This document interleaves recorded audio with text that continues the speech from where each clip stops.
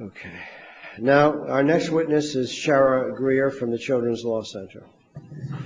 Good afternoon, Chairman Graham and members of the Committee of Human Services. My name is Sharra Greer.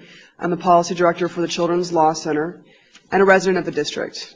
I'm testifying today on behalf of the Children's Law Center. We are the largest nonprofit legal services organization in the district, and each year we represent more than 1,200 low-income children and families, focusing on children who've been abused and neglected and children with special health and education needs. I appreciate this opportunity to testify today regarding the Department of Human Services' proposed FY12 budget. We're deeply concerned about the proposed cuts in homeless services and temporary assistance to needy families. Chairman Graham, I know you share these concerns. You expressed it in your opening statements. We feel, however, that we, the Children's Law Center, must testify today for the children who can't testify about what the harms will be from these cuts.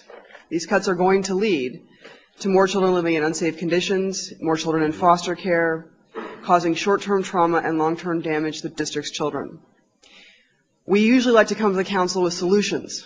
This is a tough one. Some of our other colleagues and witnesses have suggested some ways to raise revenue and other ways to find savings, but we know this is a difficult budget season. However, we want the council to understand, if it decides not to restore these proposed cuts, what the real effect will be for the children of the district. As someone else has already testified, the proposed budget cuts to homeless services will put as many as 300 families on the street.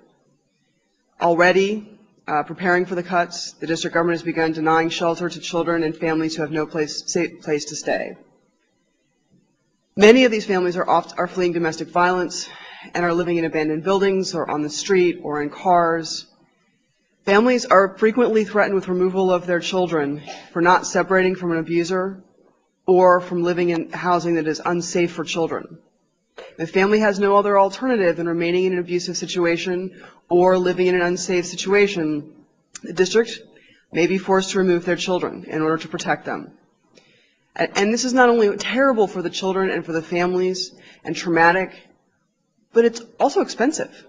It costs, on average, $80,000 a year more to put two children into foster care than it does to keep children with their family in a shelter. So it's not only is it a foolish policy, but it's also foolish financially.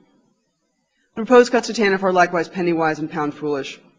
We don't dispute, and I don't think anyone here today is going to dispute, that the district's TANF program is flawed. But continuing to cut off resources without reform will just make a bad situation worse. The district has already implemented a 20% reduction on families who've been receiving TANF for more than 60 months, affecting 6,500 families. Full family sanctions are going into effect, and further cuts are only going to deepen our already staggering child poverty rates. Currently, 29% of the children in the district live below poverty lines. In addition to increasing child poverty, reducing TANF will also lead to other devastating consequences for children in the city. Studies in 6 large cities have found that when welfare sanctions and benefits are decreased, there are significant increases in rates of hospitalization for young children, significant increases in food insecurity.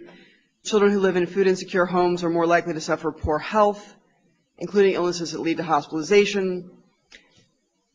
They also suggest that when you impose these kinds of sanctions, children suffer from delayed development, lower scores on tests, or success in schools. And there's a link between reduction in child welfare benefits and increased child maltreatment. We see in other cities where they've seen increased contact with child protective services and removal of children to foster care. The impact of these cuts goes even further. Putting children on the streets, pushing them deeper into poverty, and putting them in foster care has long-term consequences.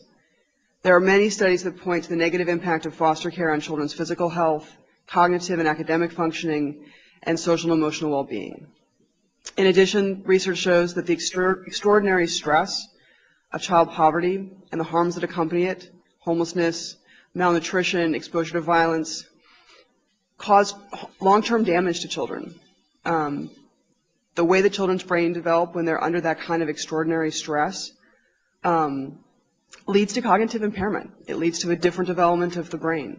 And there's research that shows that it has long-term impact on success in school, dropout rates, and increased participation in criminal activity. We urge the committee and the council to find a way to prevent these cuts. We know there are no easy answers in these economic times, but the budget should not be balanced with the health and future of the district's children.